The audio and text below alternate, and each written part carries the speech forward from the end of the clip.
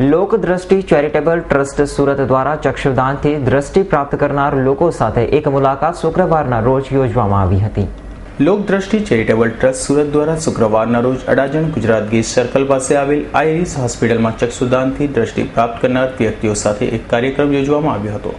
તેમાં ચક્ષુદાન થકી પોતાની દ્રષ્ટિ મેળવનાર મોટાભાગના લોકો ઉપસ્થિત રહ્યા હતા। કાસિમ સર, હું આઈરિસ હોસ્પિટલમાં આવ્યો છું। મારી કીકી બદલાવી છે।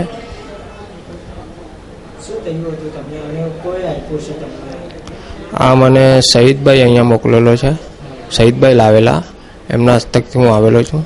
અને મારી આંખમાં જન્મથી પ્રોબ્લેમ હતો દેખાડવાનો। હમણાં મારી કીકી બદલવાથી મને બહુ સારું દેખાય છે।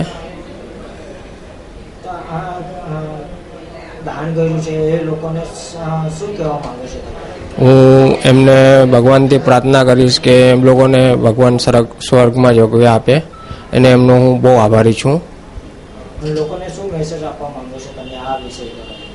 આ વિષય પર હું કહેવા માંગુ છું કે દાન કરવી સારી વાત છે, કેમ કે આંખ દાન કરવાથી આપણને બીજાને દુનિયા જોવા મળે છે।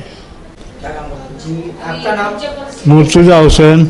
मुर्तजा भाई कौन से हॉस्पिटल में आए हो और क्या लेने आए हो? यहाँ डीआईजी हॉस्पिटल में आए आँख के ऑपरेशन कराने के लिए। हाँ, डॉक्टर साहब ने ऑपरेशन किए, तब से मेरे आँख को दिखाई देने लगा। जो लोगों ने आपको आँख दान की है उन लोगों को क्या कहना चाहते हो? उन लोगों को धन्यवाद देना चाहता हूँ। जो लोगों को अभी संदेश क्या देना चाहते हो जो ऐसे कार्य करते हैं उन लोगों को? हम धन्यवाद देते हैं उनको। हमारा आँख सही हो गया।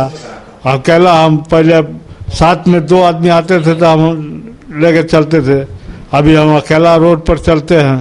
आपका नाम क्या है? मेरा नाम तुलसी राम है। तुलसी भाई, अभी आप कौन से हॉस्पिटल में आए हो, क्या लेने के लिए आए? मैं आँख बनवाने 5 साल से मजबूर था सर, तो मेरी आँख बनवा दिया ये सर ने। आप क्या काम करते हो? मैं मोची का धंधा करता हूँ, चप्पल का रिपेयरिंग का। जी, आपको जो आँख डोनेट किया हुआ है उन लोगों को क्या कहना चाहते हो? आपको मैं भगवान को यही दुआ मांगता हूँ कि तुमने मेरा बहुत आशीर्वाद किया मेरे लिए। जी, आप जो जनता को क्या कहना चाहते हो इस बाबत में, जो आप डोनेट करते हो लोगों को क्या कहना चाहते हो? मैं क्या कहूँ कुछ समझ में नहीं।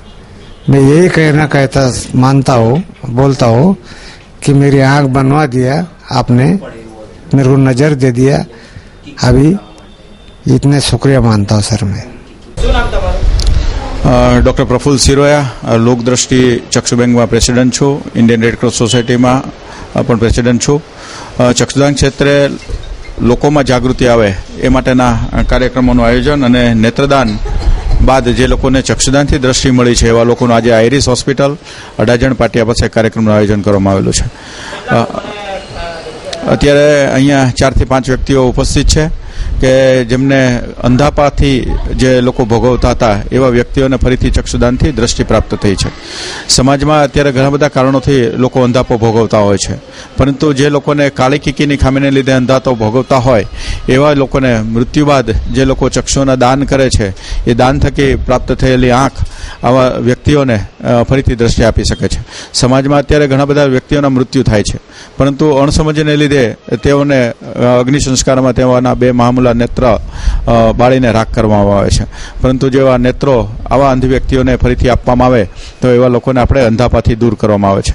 આજના આ કાર્યક્રમમાં મારે ખરેખર એવા વ્યક્તિઓને ઉજાગર કરવા છે કે જેઓને ચક્ષુદાનનો ખ્યાલ ના હોય।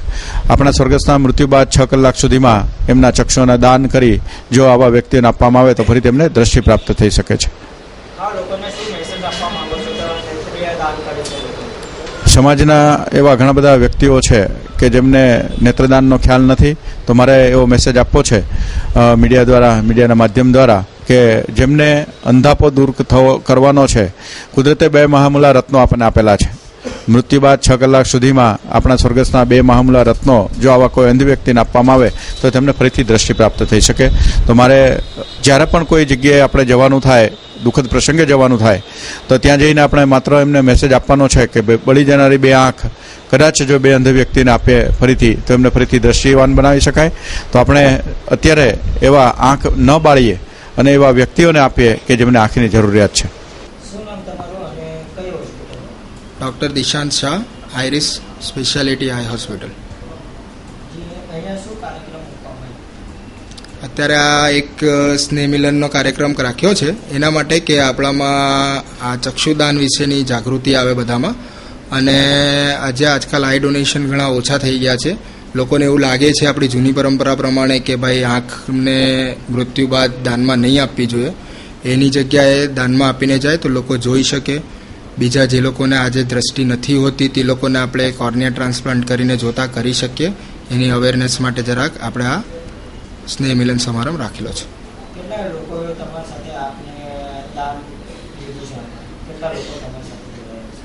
આંખના ડોનેશન માટે ઘણા લોકો જોડાયા છે લોકદ્રષ્ટિ ચક્ષુ બેંક સાથે.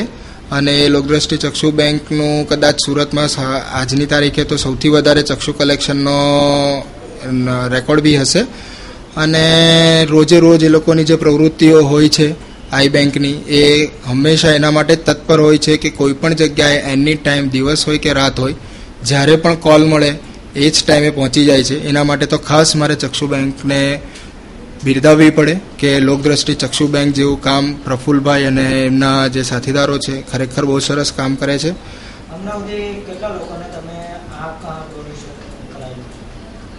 મારા તરફથી અહીંયાથી અવેરનેસના કાર્યક્રમ ચાલ્યા કરે છે એટલે એક્ઝેક્ટ એવો આંકડો ના ખબર પડે કોઈ દિવસ કે કેટલા લોકોએ કર્યું. કારણ કે જે છોકરાઓ હોય, વ્યક્તિ હોય, દર્દીઓ સાથે આવેલા વ્યક્તિ હોય, એના ચક્ષુદાન અવેરનેસના પેમ્પલેટ છે કે બધી વાંચીને જાય તો એની અવેરનેસથી એના જ્યારે સગાનું, નજીકના સગાનું મૃત્યુ થાય તો એ લોકોને મોટિવેટ કરી શકે. આપણો પર્પઝ એ હોય છે. મુખ્ય વસ્તુ એ નથી કે ભાઈ આજે એક પ્રતિજ્ઞાપત્ર લખ્યું કે હું મરી જાઉં તો મારી આંખને દાનમાં આપવી. That is not enough. Because હોસ્પિટલમાં એ પ્રતિજ્ઞાપત્ર પડી રહે અને જે વ્યક્તિનું જ્યારે મૃત્યુ થાય છે ત્યારે અમને નથી ખબર હોતી કે આજે એ વ્યક્તિનું મૃત્યુ થઈ ગયું. એટલે પ્રતિજ્ઞાપત્રની જાણ એમના રિલેટિવને કરવી વધારે જરૂરી હોય છે. અને એ જરૂરી જાણ થઈ જાય, અમને ફોન આવી જાય તો અમે વિધિન 6 અવર્સ એ આંખને આપણે લઈ લેવી પડે અને ચક્ષુ બેંકમાં આગળની પ્રોસેસ માટે મોકલી દેવી પડે. લોકો મૃત્યુ પછી પોતાની આંખો સહિતના અંગો જો દાન કરતા હોય તો અન્ય જીવિત લોકો જે આ તમામ ખામીઓ સાથે જીવી રહ્યા છે તેઓ માટે એક આશીર્વાદરૂપ બની શકે તેમ છે.